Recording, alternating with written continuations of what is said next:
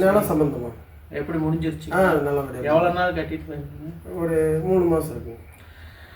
அதாவது நில சம்பந்தப்பட்ட பிரச்சனையா நம்ம கோயில் ஆலயத்தை தேடி காணிக்க 11 ரூபா கட்டிட்டு போயிருக்காங்க. அவங்களுக்கு அந்த நில சம்பந்தப்பட்ட பிரச்சனையை முடிச்சு கொடுத்துருக்காரு காட்டுமணியப்பன். இந்த வீடியோவை பார்த்துட்டு தான் வந்த சாமி, அதனால் சாமிக்கு தேங்காய் பழ பூசை கொடுத்து வேண்டுதல் செய்ய வந்திருக்கிறோம் அப்படின்னு இன்னைக்கு சித்திரை 1 தமிழ் புத்தாண்டு அன்னைக்கு அவர் வேண்டுதல் செய்ய வந்திருக்காரு. இந்த வீடியோ பார்க்குற பக்தர்லாம் வேண்டிங்க, உங்களுடைய கோரிக்கையும் காட்டுமணியப்பன் நிச்சயம் நல்லபடியாக நடத்தி தருவார். ஆலயத்தை தேடி 11 ரூபா முடிஞ்சு கட்டுங்க, காட்டுமணியப்பன் நிச்சயம் நல்லபடியாக நடத்துறாரு. வர முடியாத இருக்கிறவங்க அவசியம் வீட்டில் இருந்தபடியே காட்டுமணியப்பன் நினச்சி நல்லெண்ணெய் தீபம் போட்டு முடிஞ்சாலும் காட்டுமணியப்பன் நல்லபடியாக நடத்துருவார். ஓம் காட்டுமணியப்பனே போற்றி.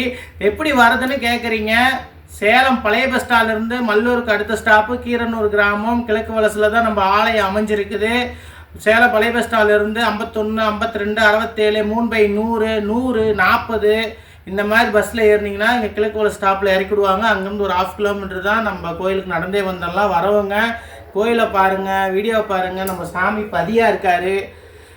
வெவ்வேறு கோயிலுக்கு மல்லூர் சுற்றி நிறைய கோயிலுக்குன்னா வெவ்வேறு கோயிலுக்கு போயிடுறீங்க. தயவு செஞ்சு அந்த மாதிரி போயிட்டு மறுபடியும் கால் பண்ணி அட்ரஸ் கேட்டு வரீங்க. வரதுக்கு முன்னாடியே வீடியோவில் தெரியுற நம்பருக்கு கால் பண்ணுங்கள். ஓம் காட்டுமணியப்பனே போற்றி.